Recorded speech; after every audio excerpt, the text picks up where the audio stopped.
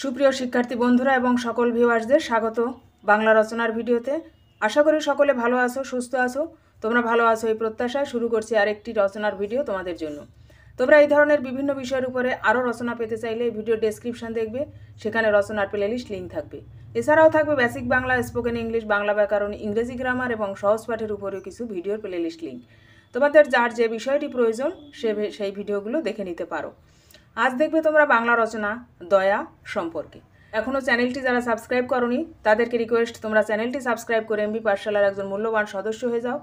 যারা সাবস্ক্রাইব করেছো তাদেরকে অসংখ্য ধন্যবাদ জানিয়ে শুরু করছি আজকে রচনাটি। দয়া সম্পর্কে ভূমিকা। যে সমস্ত গুণ থাকলে মানুষ নিজেকে মানুষ বলে পরিচয় দিতে পারে তার মধ্যে দয়া হচ্ছে একটি অন্যতম গুণ। সত্যিকারের মানুষ হতে গেলে কয়েকটা গুণের অধিকারী হতে হয়। দয়া মায়াহীন মানুষ সমাজে বসবাস করার অনুপযুক্ত। মানুষের ব্যথায় যদি মানুষ ব্যথিত না হয় তাহলে সে মানুষই নয়। পরবর্তী পয়েন্ট, সমাজ জীবনে প্রতিফলন। পৃথিবীতে প্রত্যেক মানুষ বাঁচার জন্য সমান সুযোগ পায় না। অনেকেই তাই পরের করুণা প্রার্থী হয়ে বেঁচে থাকে। সেক্ষেত্রে অপরে যদি তাদের প্রতি দয়া বা করুণা না দেখাতো তাহলে এই সমস্ত দুঃখী মানুষদের বেঁচে থাকা কঠিন হয়ে পড়ত।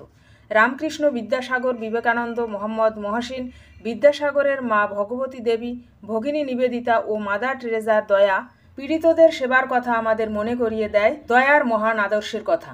অনাহারী যদি অনাহারে মরে, নিপীড়িত যদি পীড়নের শিকার হয়, আর্ত ও পীড়িত যদি দয়া বা করুণা না পায় তাহলে সেটা হচ্ছে সভ্য মানুষের কলঙ্ক।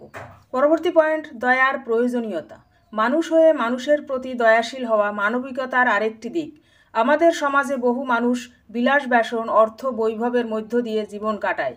তারা অনুভব করতেই পারে না যে ক্ষুধার যন্ত্রণা কী, রোগভোগের জ্বালা কতটা কষ্টদায়ক। মাথা গোঁজার জন্য পর্যাপ্ত ঘরখানি না থাকলে কিভাবে ঝড় বৃষ্টির মধ্যে দুর্যোগ মোকাবেলা করে জীবন অতিবাহিত করতে হয়। তাই সমাজে অবস্থিত ধনী এবং দয়াশীল ব্যক্তিরা যদি এগিয়ে আসে তবে এই সমস্ত দুঃখী মানুষ দুবেলা দুমুঠো খাবার আর মাথা গোঁজার জন্য একটু ঠাঁই পেলেই যে কত খুশি হয় তা বলার নয়। এরা অল্পেতেই খুশি। সবার আবার ধন থাকলেও দান করার সাহস বা মন থাকে না। তাই আমাদের সকলের উচিত দয়াশীল হওয়া। তা না হলে সমাজে দয়ামায়াহীন মনুষ্য আকৃতি নিয়ে ঘুরে বেড়ানো নিরর্থক।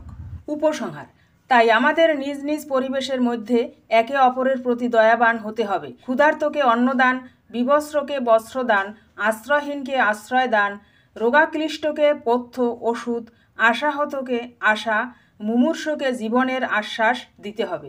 জীবন যখন শুকায়ে যায় করুণা ধারায় এসো, তবেই আমরা নিজেদের সভ্য বলে পরিচয় দিতে পারব। তখন আমাদের মনুষ্য জীবনও সার্থক হবে।